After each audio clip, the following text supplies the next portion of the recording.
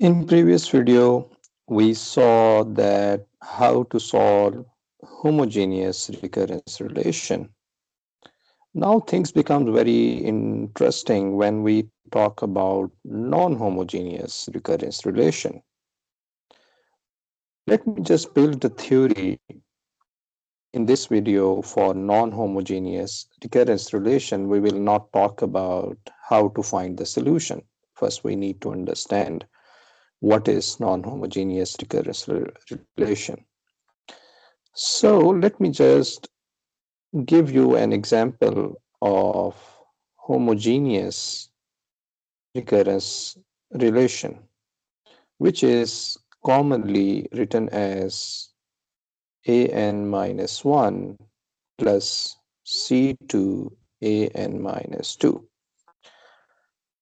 I explicitly or intentionally has written this for degree 2.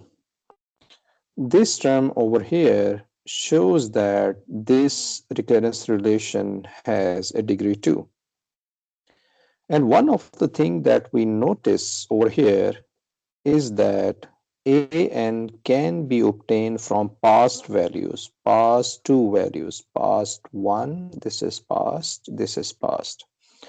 And another thing that we notice over here is that there are some constants that has been multiplied to the past value to get the new solution. So it means that the new value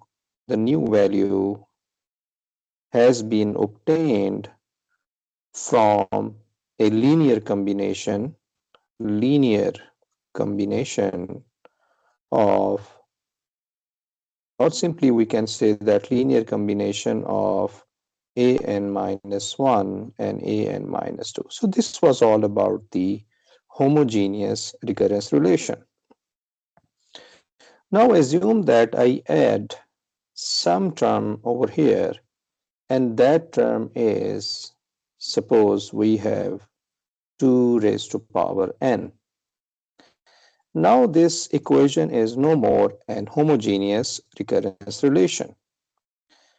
Why this is not homogeneous? Since it has a source term. Such term is called a source term in non-homogeneous recurrence relation. We can also add some new term. For example, I just need to copy that first. Suppose we have the same recurrence relation, and I add on the right hand side, we add, for example, n. Then we can also add, for example, n square. So you can see that this homogeneous recurrence relation becomes non-homogeneous due to this extra function. And if I talk about the general form, so it means we can add for degree 2, and remember that I'm talking about degree 2, I just write the general form as well. So this can be written as, rather than adding a new term which depends on n, it depends on n, then n square, it also depends on n. So we can write simply this as f of n, since it depends on n. So this is non-homogeneous recurrence relation. How does it look like? This recurrence relation look like this. We have homogeneous part plus we have an external force or external term which depends on n. If you know ordinary differential equation, then you can recognize this term as follows. If we have first order differential equation, then it can be written as ay plus g of x, for example. This term is called the force term or input term. In the case of homogeneous recurrence or non-homogeneous recurrence relation, this gives us that if you draw some sequence,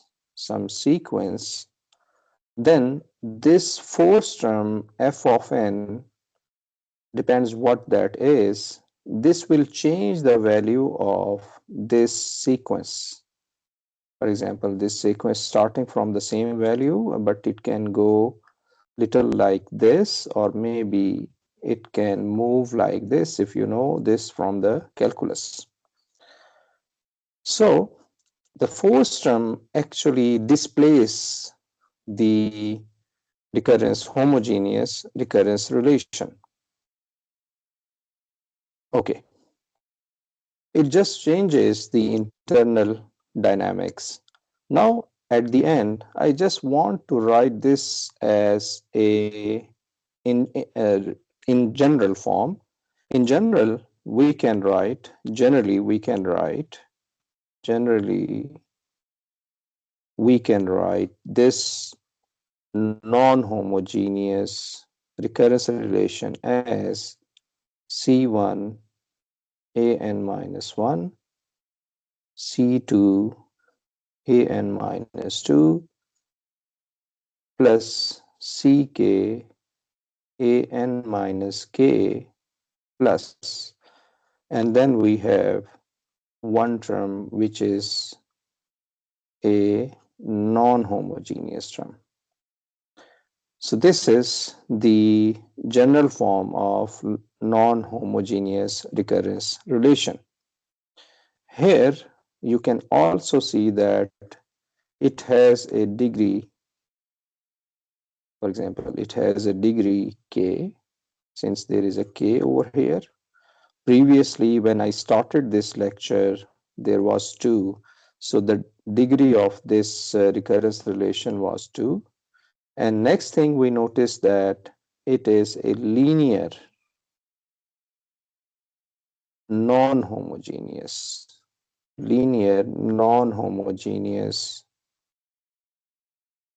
recurrence relation.